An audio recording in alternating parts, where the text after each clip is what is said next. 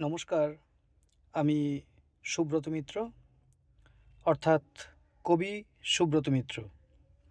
আজ বিশ্বকর্মা পুজো। দেখুন, এই বিশ্বকর্মা পুজো সম্পর্কে, রীতি রেওয়াজ সম্পর্কে আমি তেমন কিছু বলতে পারবো না এবং বলতে চাইছিও না। আজকের আমি যেটা বলতে চাইছি সেটা হলো, যে দৃশ্য দ্বারা এবং যে ভাবধারায় মানুষ চলা অভ্যেস করে নিজের জীবন এবং সমাজকে দূষিত করছে, আমি সে বিষয়ে দুইটি কথা বলতে চাই। এই যে বিশ্বকর্মা পুজো, এই বিশ্বকর্মা পুজোর সাথে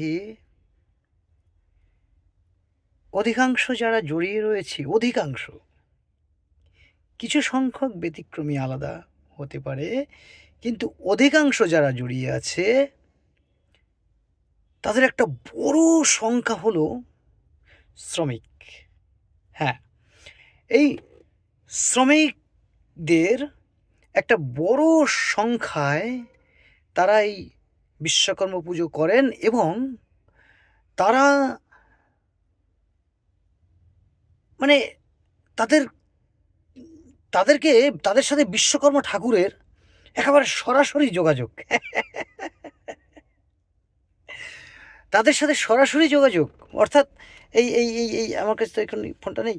এই ধরে নিন, বিশ্বকর্মা ঠাকুর তাদেরকে ফোন করছে, হ্যালো হ্যালো, এই ওটা জোগাড় আছে তো?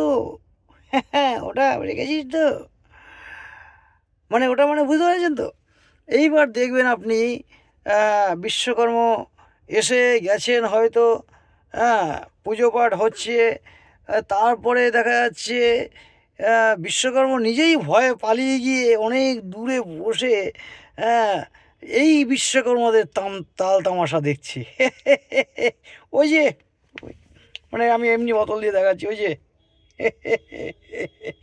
এটা কালার বোতল, বুঝতে পারছেন তো? ওটা আছে তো? ওটা না হলে কিন্তু আমার বিশ্বকর্মা ঠাকুর একটু করে বলে দিলাম। এবং এই শ্রমিকদের অধিকাংশ, তারা কিন্তু এটা সারা বছর চালিয়ে যায়। আর এই বিশ্বকর্মা পুজোর দিনে তো আর কথাই নেই।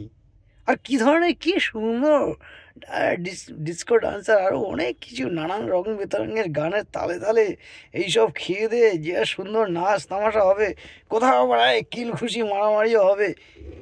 এটা বিশ্বকর্মা পুজোতে হয়। আর একটা জিনিস হচ্ছে, এই বিশ্বকর্মা ঠাকুরকে খুশি করতে গিয়ে বা নিজেরা খুশি হতে গিয়ে এই যে ছেলেপুলেরা এত ঘুড়ি ওড়ায়, এত করে, এটা ঘুড়ি ওড়ানোটা খুবই ভালো জিনিস, আমি এটাকে সমর্থন করি। কিন্তু এই যে ছেলেপুলেরা যে নিয়ন্ত্রণ হারিয়ে কোথায় না কোথায় চলে যাচ্ছে, কোথা থেকে কি হতে পারে কি না হতে পারে, এই সব ভাবনা চিন্তা করা, এইসব একটু সামলে রাখা ছেলেপুলেকে, এদিকে কিন্তু বাবা মায়েদের ধ্যান অনেকটা থাকে না। আরে থাকবে কী করে, তারা তো বোতল নিয়ে ব্যস্ত। এবারে দেখা যাচ্ছে কোনো বাচ্চা পায়ে কিছু ঢুকে গেল, ঘুড়ি ওড়াতে গিয়ে আকাশের দিকে তাকিয়ে আছে তো, এবার ঘুড়ি এদিকে ঢুকে গেল। এবার দেখা যাচ্ছে কোনো শিশু আকাশের দিকে তাকিয়ে গিয়ে বাড়ির ছাদে বা ব্রিজের ওপরে করছে, সেখান থেকে রেলিং ভেঙে নিচে পড়ে গিয়ে ডুবে গেল বা মাথা ভেঙে গেল। এই সব যে ইত্যাদি ইত্যাদি যে জিনিসগুলো ঘটছে এবং ঘটবে, এগুলো কিন্তু খেয়াল রাখা উচিত। আর বিশ্বকর্মা পুজোতে আপনারা যে নাচন কোদন করছেন, যে শ্রমিক সংগঠন, একটা বড় সংখ্যা হচ্ছে শ্রমিক, তাদেরকে বলবো, আপনারা নিজেদের তো ক্ষতি করছেন এবং আপনাদের সংসারের ক্ষতি হচ্ছে, এবং আপনাদের দেখে দেখে যে ছেলেপুলেরা এবং আরও বন্ধুবান্ধব যারা এই পথে চলে আসছে, তারাও নিজেদেরকে নষ্ট করছে। এতে কি হচ্ছে, এই যে শ্রমিকদের মধ্যে অনেকে কিন্তু আগামী দিনে বড় কোনো কোম্পানিতে চাকরি করতে পারতেন, কোনো ইঞ্জিনিয়ার হতে পারতো আপনার ছেলেটি। আপনি কিন্তু আপনার পরিবারের মধ্য দিয়ে, আপনার বাচ্চা কাচ্চার মধ্য দিয়ে দেশ এবং সমাজের একটা বড় ভূমিকা রাখতে পারতেন। আপনি এই সব দিকে না গিয়ে আপনি আপনার ওই বোতল নিয়ে আর এ নিয়ে মানে বেশ ভালো করে মেতে মুতে থাকছেন। মানে দেখুন, সকলেই অনেকেই খায় দায়, কিন্তু শ্রমিক সংগঠনের মধ্যে, শ্রমিকদের মধ্যে একটা বড় অংশ তারা এটা করছে। এটা আমাকে পীড়া দেয়, ব্যথা দেয়, কারণ আমি নিজেও একজন শ্রমিক। সেই কারণে আমি বলবো, দেখুন, profession is not your identification. পেশা কিন্তু আপনার পরিচয় নয়, আপনার পরিচয় নেশা। নেশা অর্থাৎ এই যে আপনি বিষয় প্রক্রিয়াগুলো চলছে, অতিরিক্ত মাত্রায় করছেন, এর দ্বারা কিন্তু আপনি কত ভালো শ্রমিক, কত ভালো টাকা পয়সা দিচ্ছেন, বাড়িঘর তৈরি কতই করছেন, এটা আপনাকে কেউ খেয়াল করছে না, ফলো করছে না।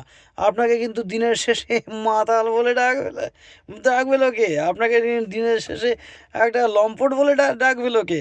সেটা কি আপনি চান? নিশ্চয়ই চান না। অতএব গভীরভাবে ভাববেন, শ্রমিকদেরকে বলছি, গভীরভাবে ভাববেন। আর হচ্ছে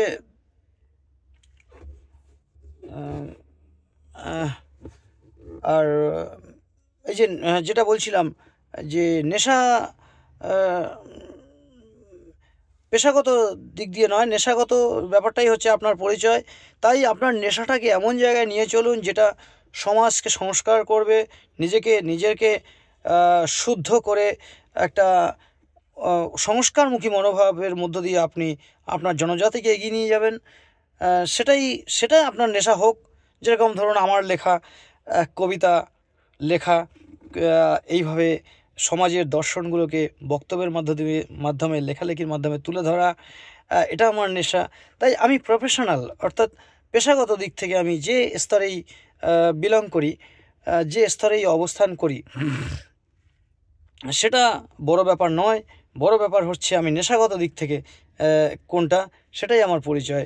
সেরকম প্রত্যেক মানুষ মনের ভিতর থেকে যেটা করেন, অর্থাৎ সেটাই তার নেশায় রূপে প্রতিফলিত হওয়া উচিত এবং হয়ে থাকে।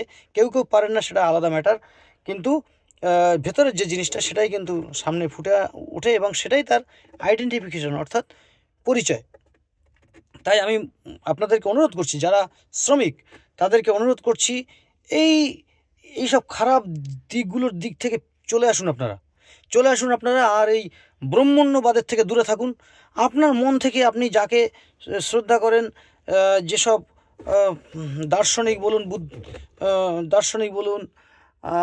মহাপুরুষ ইত্যাদি গঠনমূলক ভাবনার মধ্য দিয়ে আপনাকে এগোতে হবে, সমাজকে সংস্কার করতে হবে এবং নিজে করুন।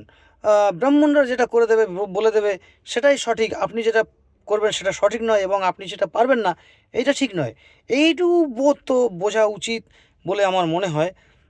এগুলো করার চেষ্টা করুন আস্তে আস্তে, এবং নিজের কাছে নিজে প্রশ্ন করুন যে কোনটা সঠিক, কোনটা বেঠিক, কোনটা করা উচিত, কোনটা করা উচিত নয়, অন্ধের মতো না চলে। তাই দেখবেন অনেক পরিবর্তন আসবে। আর শ্রমিকদের কিন্তু একটা বড় ভূমিকা। আমাদের দেশের সর্বস্তরে শ্রমিকরাই কিন্তু চালিকা শক্তির মূল কাণ্ডারি। তাই শ্রমিক বলে নিজেকে ছোট করবেন না, নিজেকে গর্বিত করুন এবং নিজেকে মনে করুন যে আমি এই দেশের, এই সমাজের, এই পরিবারের একজন গুরুত্বপূর্ণ ব্যক্তি। তাই গঠনমূলক প্রক্রিয়ার মধ্য দিয়ে আপনার বুদ্ধিমত্তা, আপনার কর্মদক্ষতা, আপনার পেশাগত বিষয়গুলো গঠনমূলকভাবে তুলে ধরুন। দেখবেন এতে সমাজ, জীবন এবং আপনার পরবর্তী প্রজন্ম সকলে উপকৃত হবে। খুব ভালো থাকবেন। দুহাত দিয়ে নমস্কার করতে পারছি না বলে দুঃখিত। খুব ভালো থাকবেন। আরে বিশ্বকর্মা পুজোর দিনে আমি আর যা কিছু করুন, ওইসব করবেন না কিন্তু, খবরদার। শ্রমিকদেরকে বলছি, শ্রমিকরা কিন্তু অনেক কিছু করতে পারে। শ্রমিকদেরকে যদি ঠিকঠাক দিকে চালিত করা যায়, বা তারা নিজেরা যদি নিজেদেরকে একটু সুন্দর করে গোছানোর মনোভাব নিয়ে একটু চলতে পারেন, শ্রমিকরা কিন্তু অনেক দূরে এগোবে। আমি কথা বলে রাখলাম। খুব ভালো থাকবেন।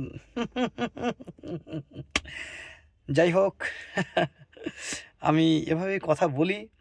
অনেকে হয়তো পছন্দ করতে পারেন না, নিতে পারেন না, কিন্তু প্রমাণিত কিছু মানুষ আমাকে খুব ভালোবেসে ফেলেছেন। ইতিমধ্যেই কিছু মানুষ আমাকে এত ভালোবেসে ফেলেছেন যেটা কল্পনার বাইরে। আহ, খুব ভালো থাকবেন। হ্যাঁ, আমি আর কেউ নয়, আমি ঠিক ধরেছেন, আমি আপনাদের স্নেহের ও ভালোবাসার কবি সুব্রত মিত্র। সকলের জন্য আছি। ধন্যবাদ, ধন্যবাদ। Thanks to everybody. Good bye.